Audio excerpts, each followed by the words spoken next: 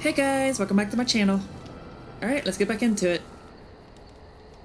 So we talked to them, let's talk to this guy.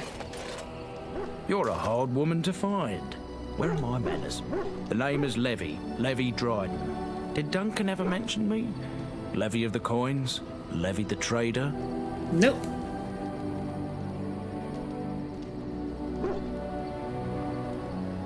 Dryden's a black name. Your family lost its land and titles.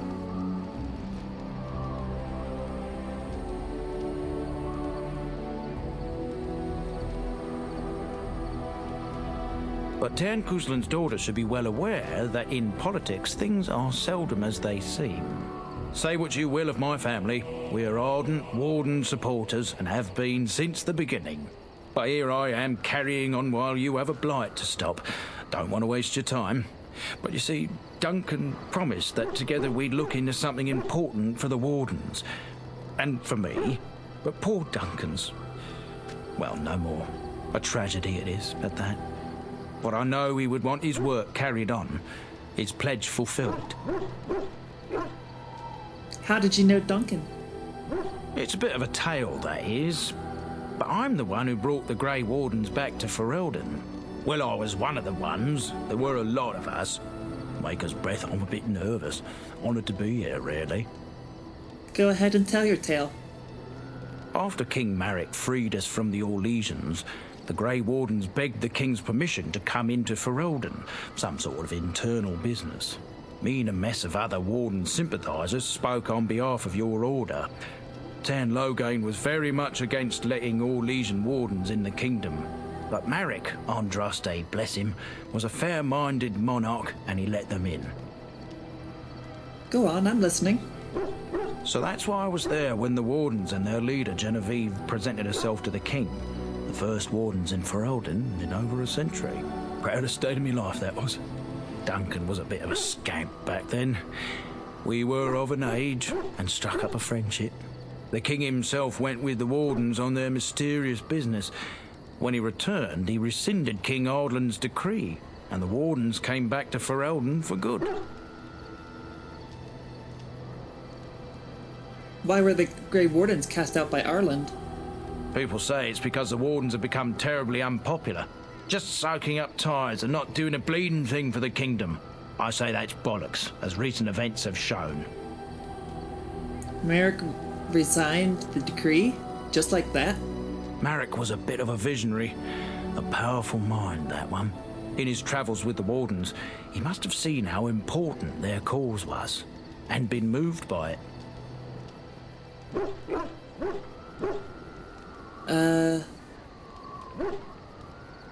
What promise? No. I don't know. Duncan was an easy man to like. That he was. I thank you for your part in bringing the Wardens here. Oh, his stomach's all aflutter. You're welcome. What promise did Duncan make to you? As you know, my family's name is mud around noble circles. My great-great-grandmother, Sophia Dryden, was the last Warden commander of Ferelden back when the Wardens were known as freeloaders. So King Arland banished the Wardens and he took House Dryden's land and titles.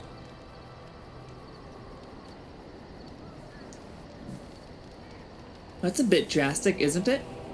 And then some. Not much is known about that time.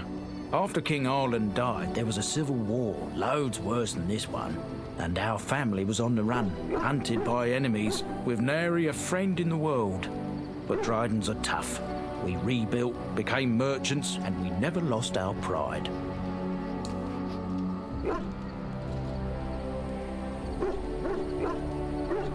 I'm surprised you kept your name.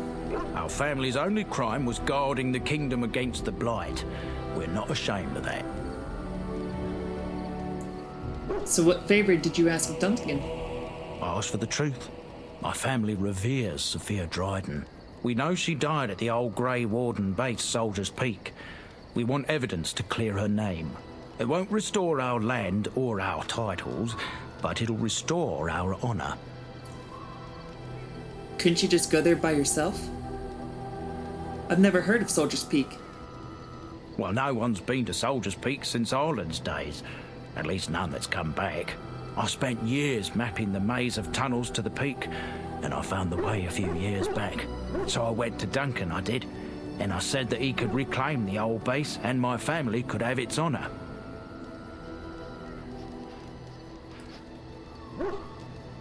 Why didn't Duncan help you?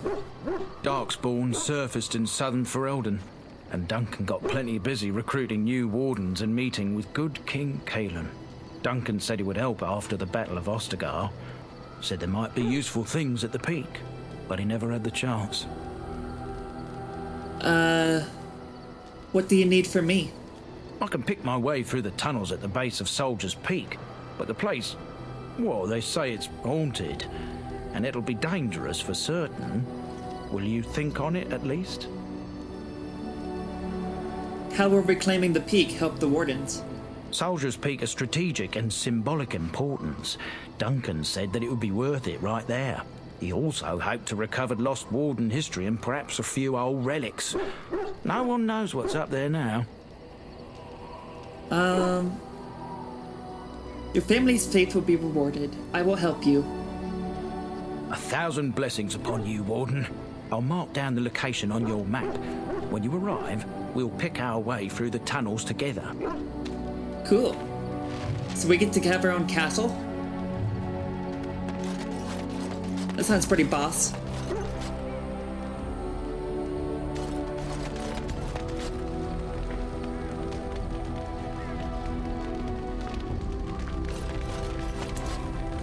Dog.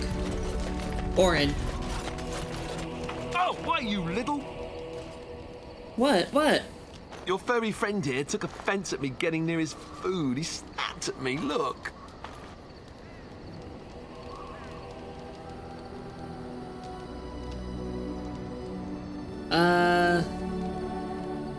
Well, he is a war dog.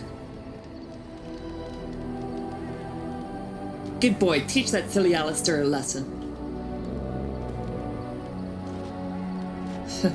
Sometimes I forget that he's a war dog. That'll teach me. I once heard a really old legend about how the Hound warriors in the days of the old tribes would feed their Mabari the flesh of the vanquished. Well, that's what I heard anyway. It would sometimes be human flesh. Oh, like you can tell the difference. For all you know, maybe you've already been fed something. Someone. Aw, stop scaring my dog.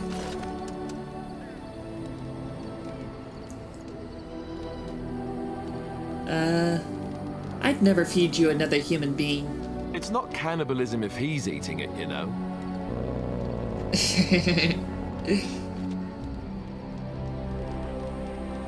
Oh, look at what your fool dog placed in my pack. A putrid, half-eaten hare is not something a woman wants to find in her unmentionables.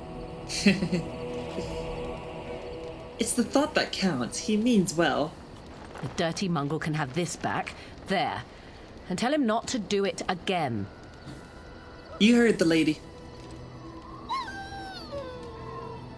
I don't want it, you worthless fur bag. Aww.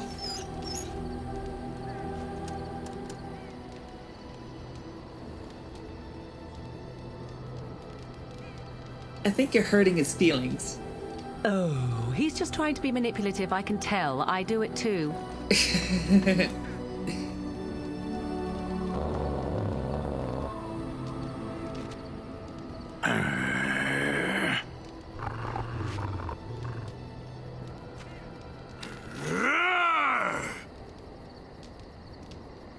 Watch Sten and Orin. You are a true warrior and worthy of respect.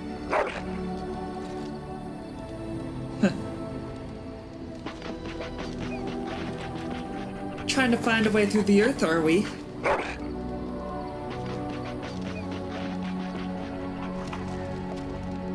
It's going to take some time, you know.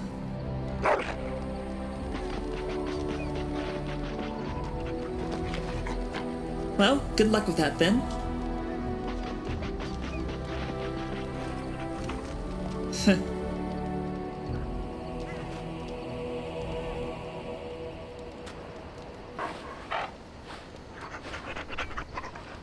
Aw. He earned a good pet. He's such a good boy.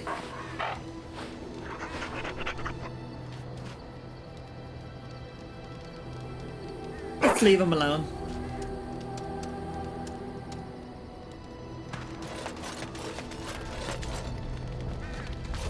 Oh, Alistair. Something on your mind? Do you want to talk about Duncan? You don't have to do that. I know you didn't know him as long as I did.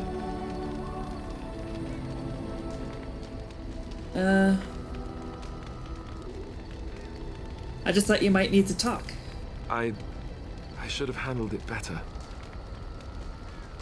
Duncan warned me right from the beginning that this could happen. Any of us could die in battle. I shouldn't have lost it, not when so much is riding on us, not with the blight and everything. I'm sorry. There's no need to apologize. I'd like to have a proper funeral for him. Maybe once this is all done, if we're still alive. I don't think he had any family to speak of. He had you. I suppose he did. It probably sounds stupid, but part of me wishes I was with him, in the battle. I feel like I abandoned him.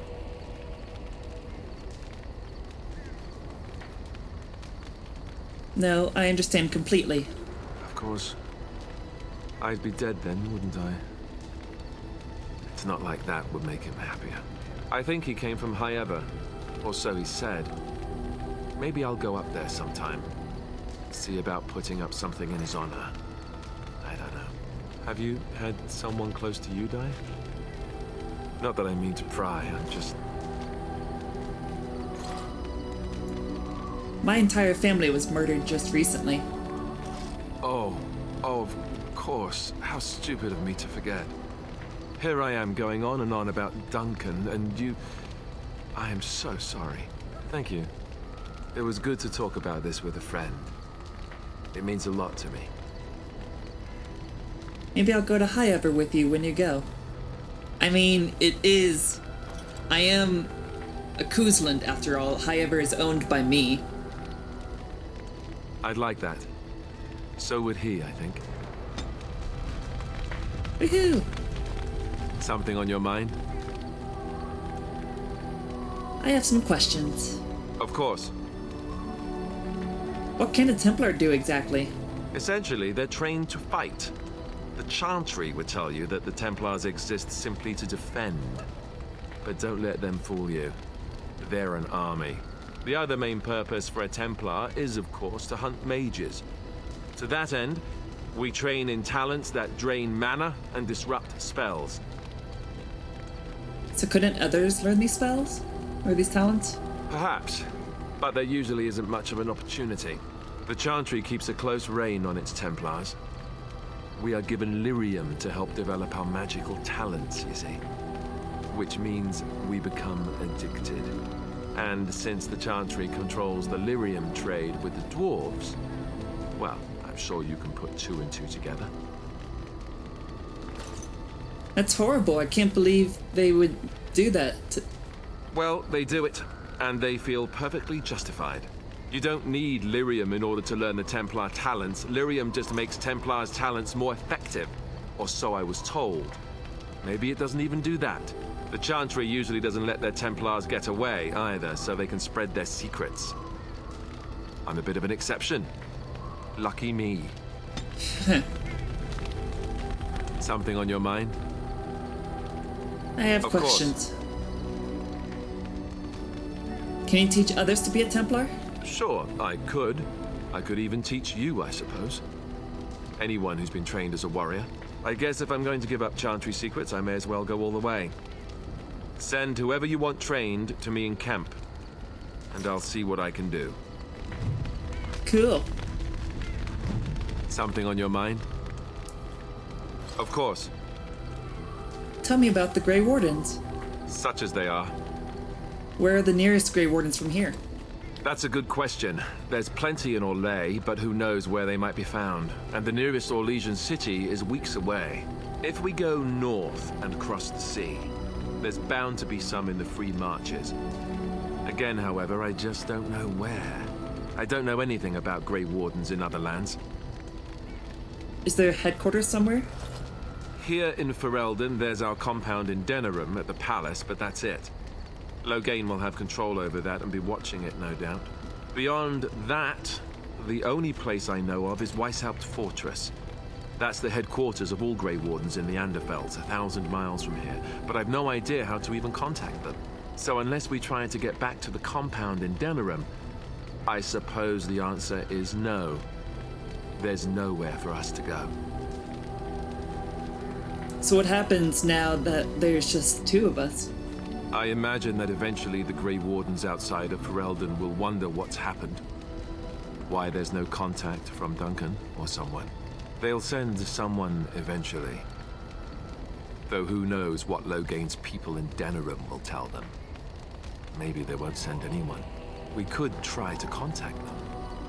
But that would mean leaving Ferelden, and even if we did, they couldn't come back with us in time to stop the Blight.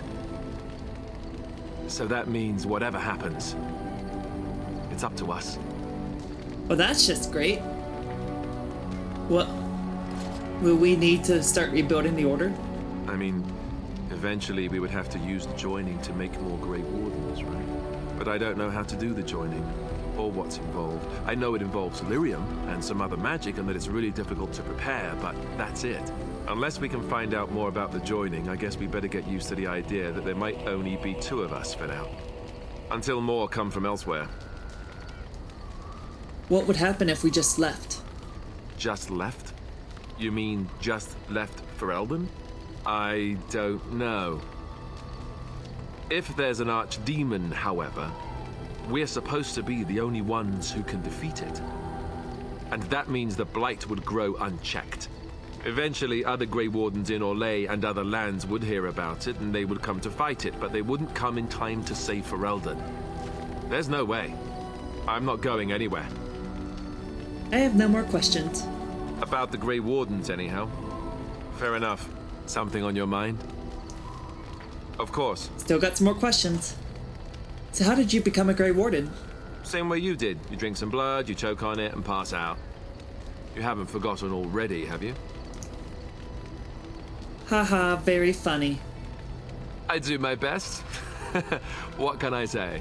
Let's see, I was in the Chantry before. I trained for many years to become a Templar, in fact. That's where I learned most of my skills.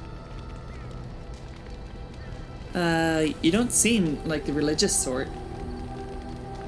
You're telling me I was banished to the kitchens to scour the pots more times than I can count. And that's a lot. I can count pretty high. The Grand Cleric didn't want to let me go. Duncan was forced to conscript me, actually, and was she ever furious when he did. I thought she was going to have us both arrested. I was lucky. You think Duncan took pity on you? I don't know. Maybe. When he came looking for recruits, I just remember praying fervently to the Maker that he would pick me. I'll always be thankful to Duncan for recruiting me. If it hadn't been for him, you know, I wouldn't have.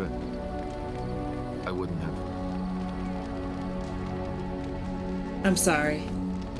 No, it's... I'm sorry. I shouldn't be.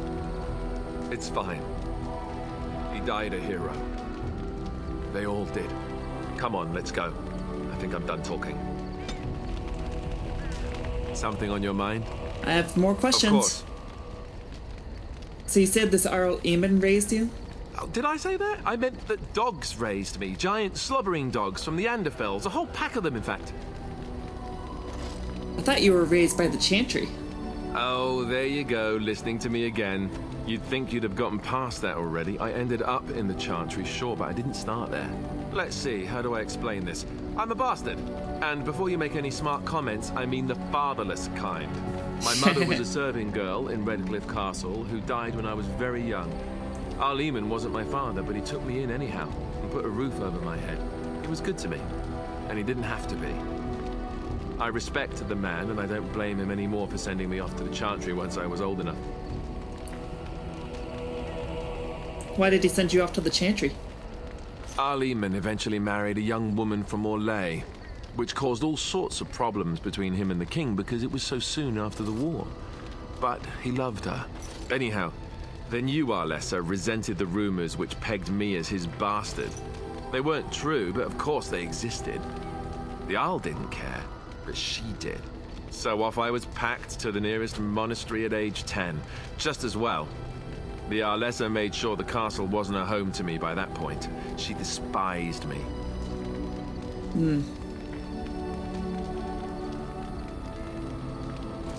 What an awful thing to do to a child. Maybe. She felt threatened by my presence, I can see that now. I can't say I blame her. She wondered if the rumors were true herself, I bet. I remember I had an amulet with Andraste's holy symbol on it. The only thing I had of my mother's. I was so furious at being sent away, I tore it off and threw it at the wall and it shattered. Stupid, stupid thing to do. The Arl came by the monastery a few times to see how I was, but I was stubborn. I hated it there, and blamed him for everything.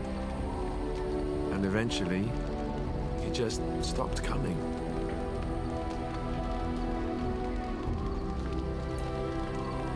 You were young. And raised by dogs. Or I may as well have been, the way I acted. But maybe all young bastards act like that. I don't know. All I know is that the Arl is a good man, and well loved by the people. He also was King Kaelin's uncle, so he has a personal motivation to see Loghain pay for what he did. Anyway, that's really all there is to the story. Interesting. Something on your mind? Got some more questions. Of course. Why have you remained a Templar if you hate the Chantry? Have you seen the uniform? It's not only stylish, but well made. I'm a sucker for good tailoring. Oh, I don't think I've ever seen you wearing it. I keep it hidden under my pillow. Sometimes I'll take it out just so I can hug it fondly and remember the good old days. Brings a tear to the eyes, you know.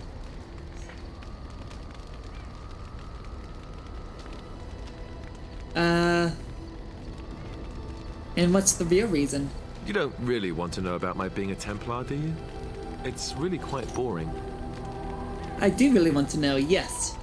Poke, poke, poke. Tell me everything about your life, Alistair.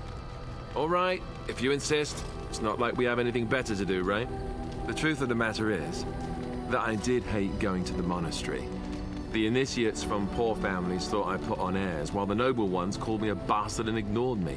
I felt like Arleman had cast me off, unwanted, and I was determined to be bitter. But I took some solace in the training itself, I guess. I was actually quite good at it. What did you enjoy about the training? The education, mostly, but also the discipline. You need to have a disciplined mind in order to use the abilities we have. It was difficult, but rewarding. I never really felt at home anywhere, though, until I joined the Grey Wardens. And Duncan felt my Templar abilities might be useful for when we encountered Darkspawn magic, so I kept it up. What about you? Do you have anywhere you consider home? My home was taken over by Arl Heeman, by Arl Hal. Right. Stupid of me to ask. I'm sorry. We won't always be traveling like this, you know. Once the war is over, once the Blight is... well, a time will come when we'll have to think about having a real home again. Although that seems like a far ways off. And I suppose the Grey Wardens are gone for good. Either way. They can be rebuilt. I suppose you're right. We can create new Grey Wardens, but we'll never get back those we lost. I wonder if it would ever feel the same. Anyhow, now I've sidetracked us. We'd better get back to what we're supposed to be doing right now. Sweet.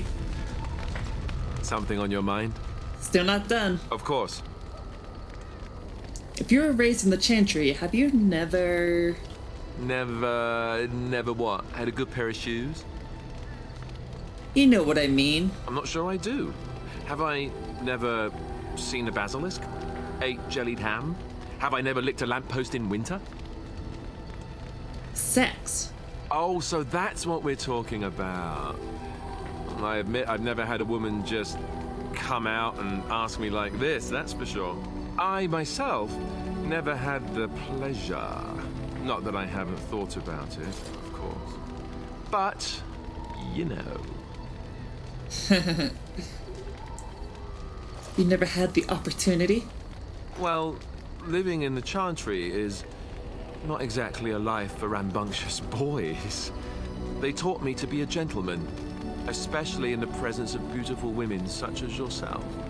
That's not so bad, is it? You think I'm beautiful? Did I say beautiful? Do you have any particular opinion on my saying that?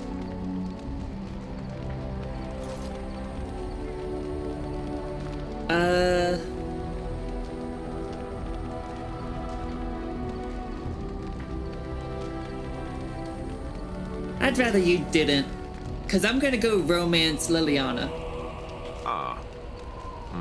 Well said. Enough. I don't want to talk about this anymore. Let's go. Sorry, Alistair. Something on your mind? Of course. What changes about you after joining? You mean other than becoming a Grey Warden? You've been a Grey Warden longer than I have. You know, I asked Duncan this too, and all I got was, "You'll see." He wouldn't tell you.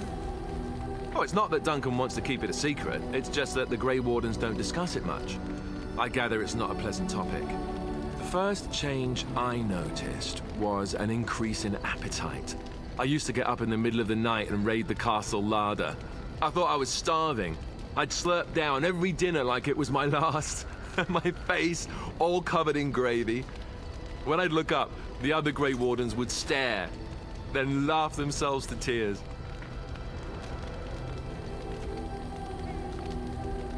So it was a joke? More like an initiation. They all went through it too. Oh, and then there were the nightmares. Duncan said it was part of how we sense the Darkspawn. We tap into their, well, I don't know what you call it, their group mind. And when we sleep, it's even worse. You learn to block it out after a while, but at first it's hard. It's supposed to be worse for those who join during a blight. How is it for you? Nightmares. Yes, I know what you mean. Some people never have much trouble, but that's rare. Others have trouble sleeping their entire life. They're just more sensitive, I suppose. Everyone ends up the same, though. Once you reach a certain age, the real nightmares come. That's how a Grey Warden knows his time has come. His time has come? Oh, that's right. We never had time to tell you that part, did we? Well, in addition to all the other wonderful things about being a Grey Warden, you don't need to worry about dying from old age. You've got 30 years to live, give or take. The taint, it's a death sentence. Ultimately, your body won't be able to take it. When the time comes, most Grey Wardens go to Orzammar and die in battle rather than waiting. It's tradition. Why Orzammar? You'll always find Darkspawn down where the dwarves are. The oldest Grey Wardens head to the deep roads for one last glorious battle. Not that there's a shortage of Darkspawn during a blight, but that's the tradition. The dwarves respect us for it. And you wondered why we kept the joining a secret from the new recruits. Well, there you have it. It seems a high price to pay. I suppose it is. We're the only ones who can stop the blight, however. Is there a price too high to pay for that? You know, Duncan, he started having the nightmares again. He told me that in private. He said it wouldn't be long before he'd go to Orzammar himself. I guess he got what he wanted. I just wish it had been something worthy of him.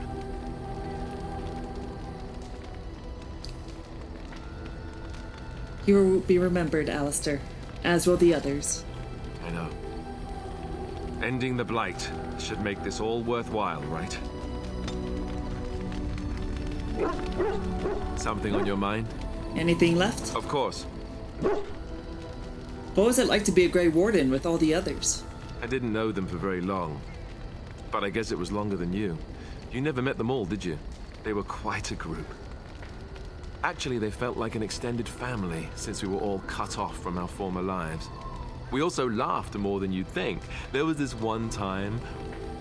Well, you probably don't want to hear stories about men you didn't know. No, I'd like to hear about them. There was one Grey Warden who came all the way from the Anderfels. What was his name? It was Gregor. He was a burly man with the biggest, fuzziest beard you've ever seen. And the man could drink. He drank all the time, but he never got drunk. Finally, we all made a pool to see just how many pints it would take to put him under the table. Sounds like you had a lot of fun. Sometimes. We were kin of a sort. All of us had gone through the joining, so we knew... Well, anyhow, it doesn't have to be deadly serious all the time. Anyhow, we never did find out. He said he'd drink a pint for every half pint that the rest of us drank. He was still going by the time the rest of us were passed out. I'm told that Duncan walked in later on and saw us all passed out from one end of the hall to the other, and Gregor still drinking. Duncan laughed until he really... until...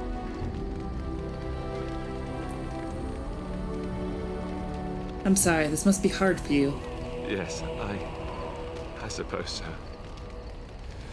I thought I was done with this, but it just struck me that I have nothing to remember Duncan by. Nothing at all. There's no body, not even a token of his that I could take with me. That must sound really stupid to you. Not at all. I just would have liked something of his to take with me, that's all. Well, there's no use in moaning about it, is there? He's gone. Let's just go. Anything I'm more? wondering something. I'd like to know your thoughts about some of our traveling companions. Do you mind if I ask? Go ahead, I don't mind. What about Sten? The way he looks at me with those eyes. Creepy. And he's so quiet for someone so big. He's dedicated, I'll give him that. Yet he doesn't seem quite so bad as the Chantry tells us. According to them, his philosophy is vile and evil. Yet he seems so reasonable. And yet, he killed all those people. He doesn't even deny it. Doesn't that bother you?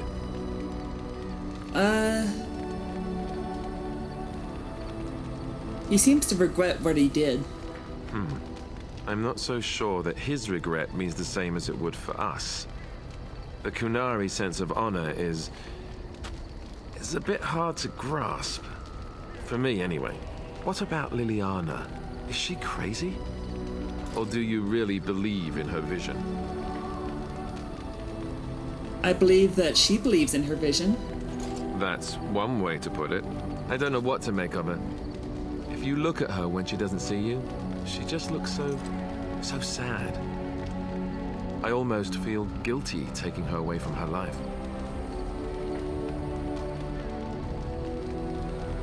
It was her choice. Yes, I know. Still, I feel badly for her. Morrigan, do you trust her? Think about it. Maybe Flemeth sent her with us for some other reason than she said.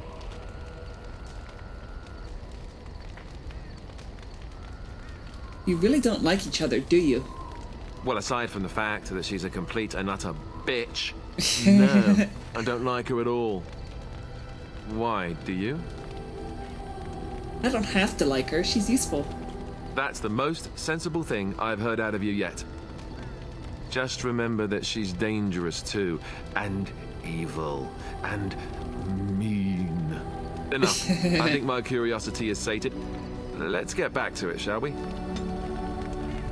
Something on your mind? I have some questions. Of course. Alright. So you're done.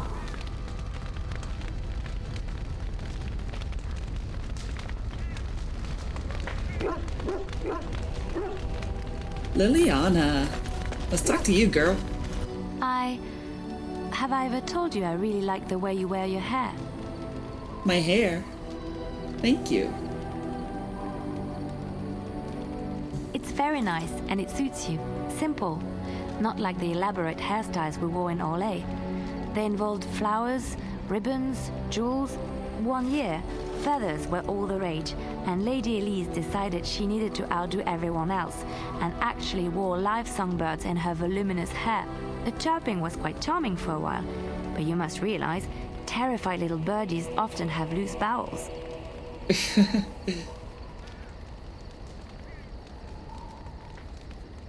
Poor birds. Dear Maker. Yes, you can imagine what she looked like by the end of the evening. But I was trying to say something nice to you, wasn't I? Oh, forgive me. My mind wanders so.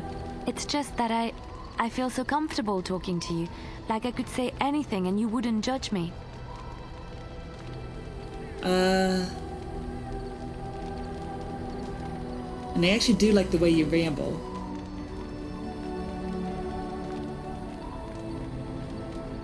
You see? This is what I mean. You're such a pleasure to talk to. I haven't felt this close to anyone in a long time. I really enjoy your company. And do you often enjoy the company of other women? And what would you do if I said I do? Very much so, in fact.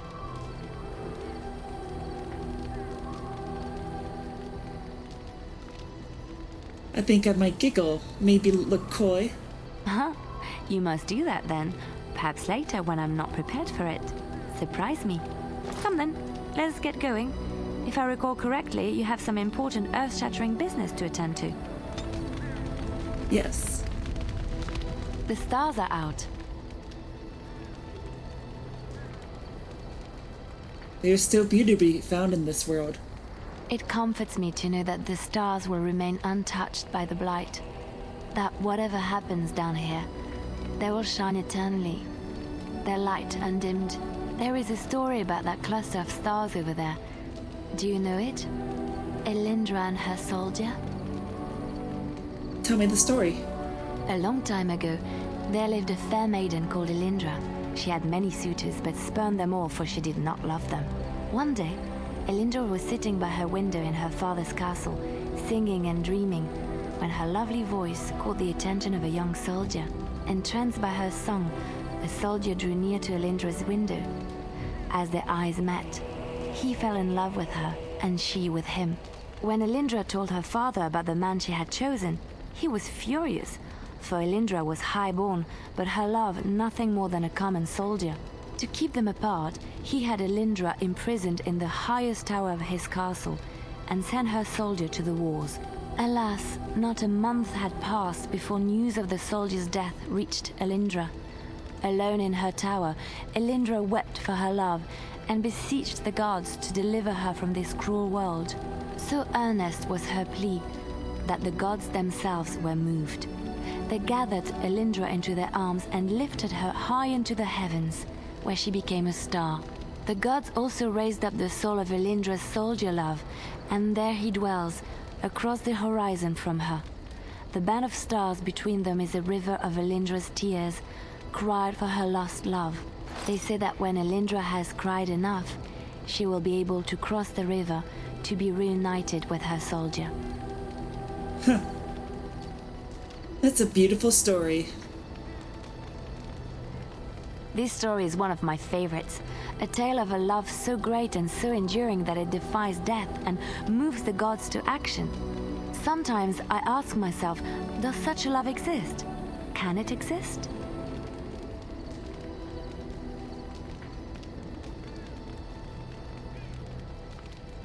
If we lose hope in love, then we are truly lost.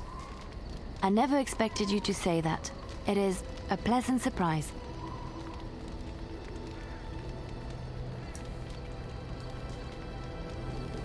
I'm secretly a terrible romantic. I have to say there is a certain severity to you. Finding a person behind that all is nice. Maybe you should let your softer side show more often. Sometimes following your heart, not your head, leads you to remarkable places. Looking for little old me?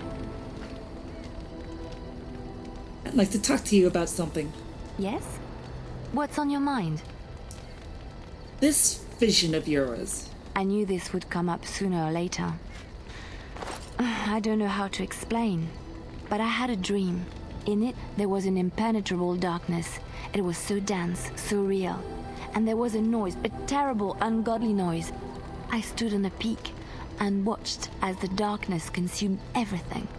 And when the storm swallowed the last of the sun's light, I fell, and the darkness drew me in. What then? When I woke, I went to the Chantry's gardens, as I always do. But that day, the rose bush in the corner had flowered. Everyone knew that bush was dead. It was grey and twisted and gnarled, the ugliest thing you ever saw. But there it was, a single beautiful rose. It was as though the Maker stretched out his hand to say, even in the midst of this darkness, there is hope and beauty. Have faith. And this made you want to help me? In my dream, I fell, or maybe I jumped. I'd do anything to stop the blight. I know that we can do it. There are so many good things in the Maker's world. How can I sit by while the blight devours everything?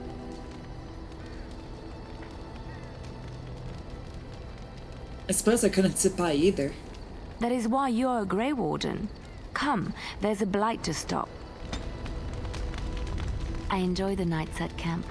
The night always seems more peaceful to me, safer. I know what you mean. I feel the night grants us a reprieve from the troubles of the day. Silly, isn't it? The Darkspawn never sleep, and they lurk in the shadows.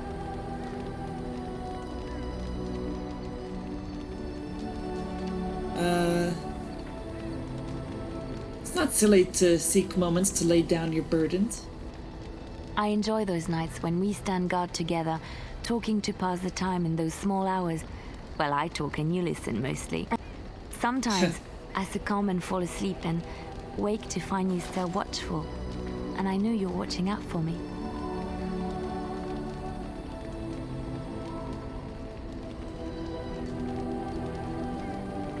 You never have to feel afraid with me. What I'm trying to say is that I trust you. I'm comfortable around you. I know you'll be there when I need you. You are our leader and my friend, and sometimes I think that maybe we could be more than that. Maker, look at me stumbling over my words like an ill-educated peasant girl. Some bard I am. You're cute when you're embarrassed. I'm not embarrassed. I'm just flushed because of the heat. I've always wanted us to be more than just friends. Really? No one told me. You felt the same way and didn't do me the courtesy of informing me? You made me say all those things. Why couldn't you have said them first? Oh, how very awkward. So we kind of cheated by using the Festival Day Gifts DLC to get her to like us a lot before we even started speaking to her. So that's why she is basically practically already in love with us, because we kind of cheated by giving her that big gift. So she has a lot to say to us more. But for now, let's just enjoy this romance, this beautiful romance. That's me. I'm a terrible person. Why am I being such a baby about this? I must be a sight spilling my guts. So I like you and you like me. That's settled then. No, kiss, kiss.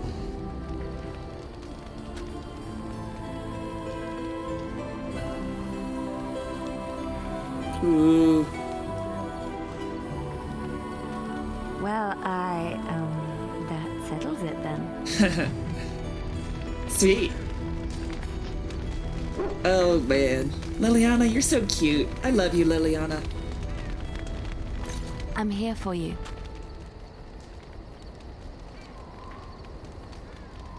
We need to talk. Of course. What will you do when this is all over? I have not given this a lot of thought. What will I do? A brief stop at the cloister in Lothering is in order. I left quite abruptly, and I should tie up loose ends if I can.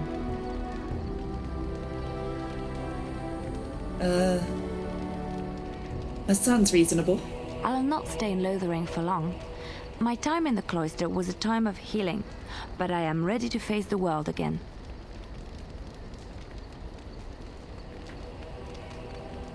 I would like to see the world too.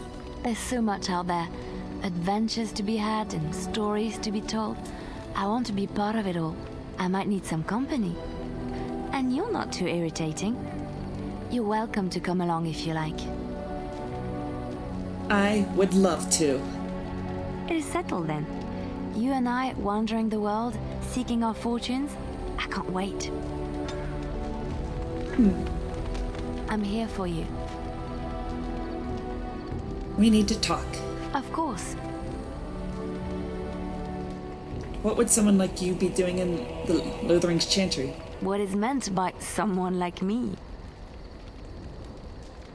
You know, a beautiful, charming woman like yourself. And there were no beautiful, charming women in the cloisters, you think? You would be wrong. There were many lovely young initiates in the Lothering cloister, all of them chaste and virtuous.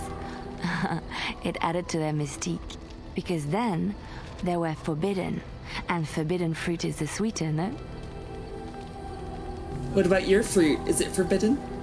My fruit? I can't believe I'm having this conversation. But no, I did not take vows. The Chantry provides succor and safe harbor to all who seek it. I chose to stay and become affirmed. Affirmed? We affirm our belief in the Maker, in Andraste and the chant, but other than that, there are no vows taken.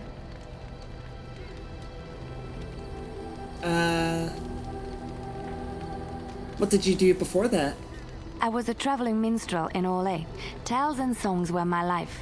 I performed, and they rewarded me with applause and coin. And my skill in battle? Well, you pick up different skills when you travel, yes? Yes, of course. Let's move on. Touchy subject. I'm here for you. We need to talk. Of course. You were, about us? Wait, you want to talk about us? Is there something bothering you? You are the best thing that has ever happened to me. Really? You think so? You're so sweet. I'm here for you. We need to talk. Of course. You were a traveling minstrel. Do you have any tales to share? Of course I do. I love stories far too much to keep them to myself. Everyone should be able to benefit from them, I think. Tell me about the Darkspawn. Chantry law says it is man's pride that created the Darkspawn. In ages past, the mages of the Tevinder Imperium ruled much of the world we know. In their pride, they thought their magics invincible and imagined that they were greater than the Maker himself. So thinking, they invaded his golden city, planning to take it for themselves and depose their own creator. But they were impure and full of sin. And it is with the sin that they tainted the golden city, corrupting it forever. The Maker cursed them and cast them from his sight. Wherever they went, they spread the taint of their sin. Any land that was touched by the taint became blighted and would suffer no life.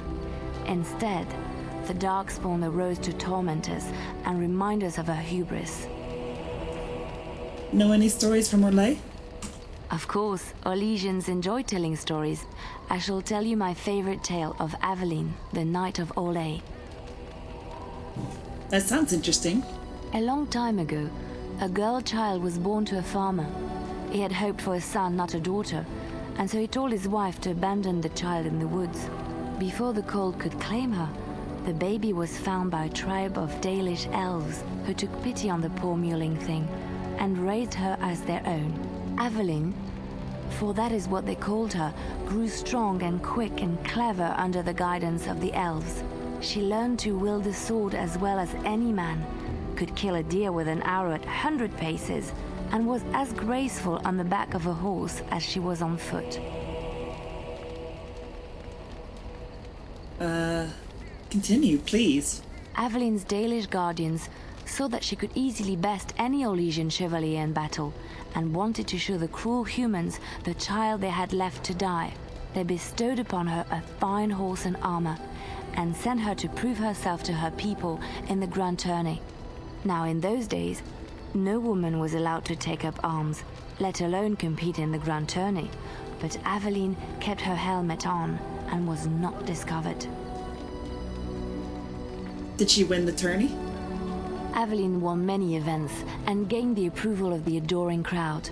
Eventually, she came face to face with the knight Kaleva in the grand melee. Aveline had already bested him in the joust, and Kaleva was determined not to lose a second time. Out of desperation to regain his honor, Kaleva tripped Aveline and tossed her to the ground, ripping off her helmet as he did so. Silence fell upon the arena as Aveline was revealed. Kaleva declared the previous competitions invalid. A woman had taken part, and this was not allowed. But the crowd cheered for Aveline. Kaleva was furious, for he had lost to a woman and was now being shamed. Blinded by his rage, he forced Aveline to her knees.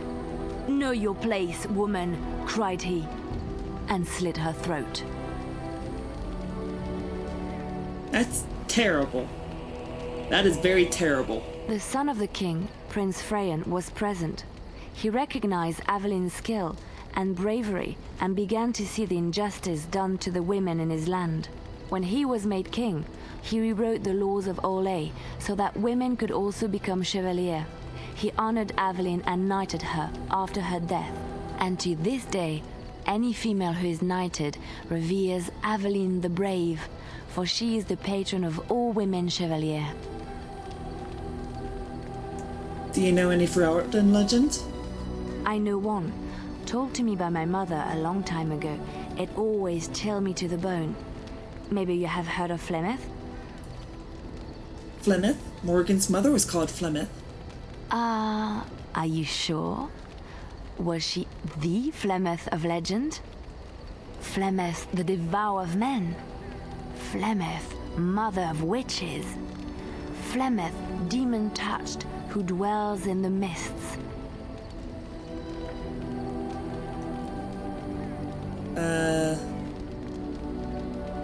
She didn't really introduce herself as such. Ferelden mothers scare their daughters with talk of Flemeth. They say that if you're bad, Flemeth will spirit you away and bind you to her forever. They also say that Flemeth mourns her lost beauty and will steal yours through your looking glass if she catches you. Flemeth was once beautiful? Flemeth's beauty was known throughout the land. She had hair like unto a moonless night, skin as pale as winter's first snow, and eyes as beautiful and perilous as the sea. When she came of age, she came to the attention of the Lord of Highever, Conobar, and he took her for his wife. Conobar soon learned that his young bride had the gift of magic. He kept this a secret, for he feared that she would be taken from him. Flemeth stayed with Conobar for some years, and with his blessing, she practiced her art. And then one day, a young poet named Osen came to the castle. Flemeth was captivated by Osen's voice, and he by her beauty, and they fell in love. Ooh, the plot thickens. Flemeth longed to be with her true love, and she and Osen fled from Conobar's lands, seeking refuge in the Kokari wilds with the Chasing tribes. They lived there happily for many a year, till the day Flemeth received news that Conobar was dying and longed to see her face one last time. Flemeth's heart swelled with pity for the man who once was her husband, and begged Osen to return to Conobar's side with her. But when Flemeth and Osen entered Highever, they were captured by Conobar's men, and Osen was slain in front of Flemeth's eyes. Flemeth was imprisoned in the highest tower of the castle. there to await Conobar's judgment on her. Distraught at the loss of her love, Flemeth plotted revenge against her husband. She summoned a fey demon, intending for it to wreak vengeance on Conobar. But a spell went awry. The demon possessed Flemeth. Turning her into an abomination, the halls of the castle ran red with blood as Flemeth slaughtered Conobar and all his men. The last of Flemeth's humanity melted away, and at dawn, she stole back to the wilds to plot and scheme for 100 years. They say she took to her side many chastened men, and with their help, begat her daughter witches, who even now prowl the dark places of the Kokari wilds. Tell me about Elindra and Her Soldier. No, wait, we already heard this tale. A long time ago, there lived a fair maiden called Elindra. She had many suitors, but spurned them all, for she did not love them. One day, Elindra was sitting by her window in her father's castle, singing and dreaming, when her lovely voice caught the attention of a young soldier. Entranced by her song, the soldier drew near to Elindra's window. As their eyes met, he fell in love with her, and she with him. When Elindra told her father about the man she had chosen, he was furious, for Elindra was high-born, but her love nothing more than a common soldier. To keep them apart, he had Elindra imprisoned in the highest tower of his castle, and sent her soldier to the wars. Alas, not a month had passed before news of the soldier's death reached Elindra. Alone in her tower, Elindra wept for her love, and beseeched the gods to deliver her from this cruel world. So earnest was her plea that We've already heard this story. They say that when Elindra has cried enough, she will be able to cross the river to be reunited with her soldier.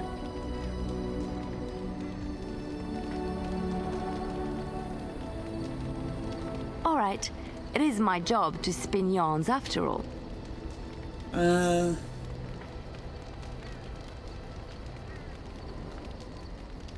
There was another story I wanted to hear. Which one? Do you know anything about the Dalish? I have heard a little about how the elves gained their freedom from the Tevinter Imperium. When Andraste began her exalted march against the Imperium, the elves joined her cause to fight their masters. The great elven leader, Shatan, born in captivity, rose up to lead his people. He foresaw a future where the elves were free. Shatan was killed when Andraste was betrayed, but the elves continued to fight, eventually breaking free of the Imperium. The elves claimed the Dales in the south and settled there in the land of their own. It didn't last. The elves lived in the Dales for centuries. They resurrected the worship of the elven gods and would allow the building of no chantry. This angered the chantry, and the hostility between the two factions finally broke out in open war. The chantry says the elves struck first, but I do not know whether to believe it. The chantry declared a wholly exalted march against the elves, named for Andraste's similar march against Tevinter. During the exalted march of the Dales, the elven cities were sacked, and the elven state completely dissolved. Some of the elves bitterly accepted their fates and surrendered to human rule, living in the human cities as second-class citizens.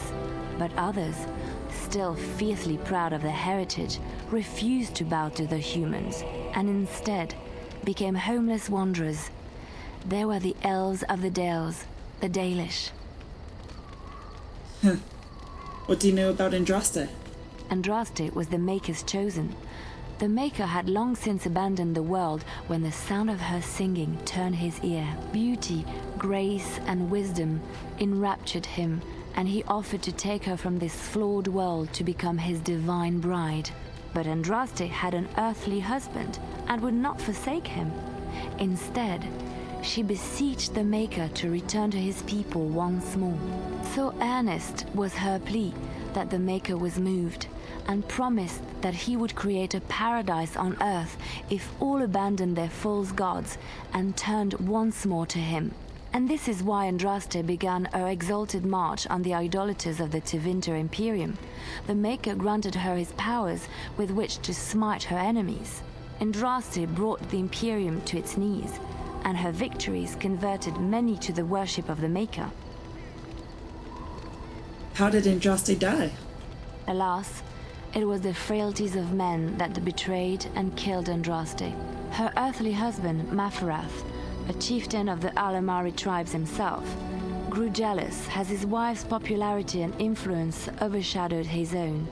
She was also revered as the Maker's betrothed, and Mafarath began to see their own bond waning in significance as Andraste became ever more devoted to the Maker. Out of envy and spite, Mafarath made a pact with the Archon Hessarian of Tevinter, allowing his beloved Andraste to be ambushed and captured. Andraste was burned at the stake in Minrathos, the capital of Tevinter. But Tevinter has a chantry, doesn't it? Or no, why did the Maker not save her with his power? I have thought on this too. Did he withdraw his sight from her at that moment? Where were all the powers he bestowed upon her? This question has come to me many times, and I have no answer. Perhaps there was no way for Andraste to return to the Maker but through her death. We will never know for sure. Alright. Let's just move on. I'm here for you. Anything else? Of course. Alright. Well, guys, thank you so much for watching. I've been the lovely Miss Scarlet Fox. Please be sure to like the video, comment all the comments, subscribe to the channel, all that good shit. And I'll see you guys in the next video. Bye.